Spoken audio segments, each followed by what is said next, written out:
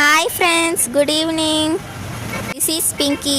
Mummy చకచక పనులు చేసేసుకుంటుంది. ఏంటి ఈరోజు పింకీ మాట్లాడుతుంది అనుకుంటున్నారా?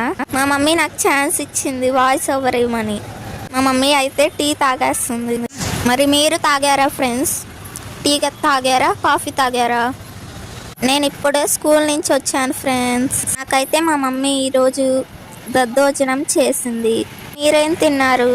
ఈవినింగ్ కదా, స్నాక్స్ ఏమైనా తిన్నారా? ఏం తిన్నారో మరి కామెంట్లో చెప్పండి ఫ్రెండ్స్. ఒక్క ఛాన్స్ ఇవ్వమని మా పింకీ అడిగితే మా పింకీకి అయితే ఒక్క ఛాన్స్ ఇచ్చానండి వాయిస్ ఓవర్ ఇవ్వడానికి. ఎలా ఉంది మా పింకీ వాయిస్? బాగుందా? ఇంతే, మా పింకీ చిన్నగా మాట్లాడిద్దండి. ఇక మా పింకీ వచ్చాక దద్దోజనం అయితే కలిపానండి. పెరుగన్నం తాలింపు వేసాను అనమాట. మధ్యాహ్నం మా వారు ఏంటంటే మాల వేస్తున్నారు కదా, స్వామి మాల, బయట తినేస్తానులేమ్మా, నాకు పని ఉంది బయట అన్నారు. తీరా చూస్తే మళ్ళీ ఇంటికి వచ్చి అన్నం వండావా అని అడిగారు. మా ఆయనతో ఇదేనండి తలనొప్పి. వద్దు అంటారు, మళ్ళీ టైం దాటాక వచ్చి అన్నం వండావా అని అడుగుతారు.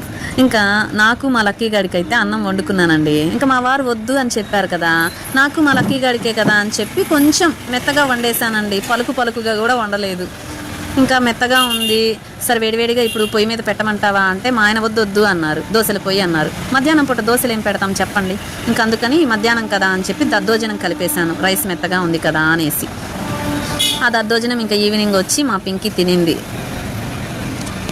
మా లక్కీ గారు చూడండి, బయట కట్టేశానండి ఈరోజు. వాడు ఏం చేశాడంటే రబ్బర్ బ్యాండ్లు తింటున్నాడండి. జడకి వేసుకుంటాం కదా రబ్బర్ బ్యాండ్లు, అవి డ్రెస్సింగ్ టేబుల్ దగ్గరికి వెళ్ళి ఎలా అయినా సరే దొరికిపించుకుంటున్నాడండి. నేను ఇంట్లోనే ఉంటానే, నా కన్ను కప్పి వాడు డ్రెస్సింగ్ టేబుల్ దగ్గర రబ్బర్ బ్యాండ్లు, చెత్తబుట్ట దగ్గర చెత్త ఇవన్నీ ఏరుకొని తింటున్నాడు. ఓహో, వీడి సంగతి ఇట్లా ఉందా అని చెప్పి మా లక్కీ గారిని బయట అయితే కట్టేశానండి. మా లక్కీ గారికి అన్నీ అర్థమవుతాయి అండోయ్, మమ్మీ ఏదో పనిష్మెంట్ ఇచ్చింది అని. మమ్మీలందరూ ఇంతే.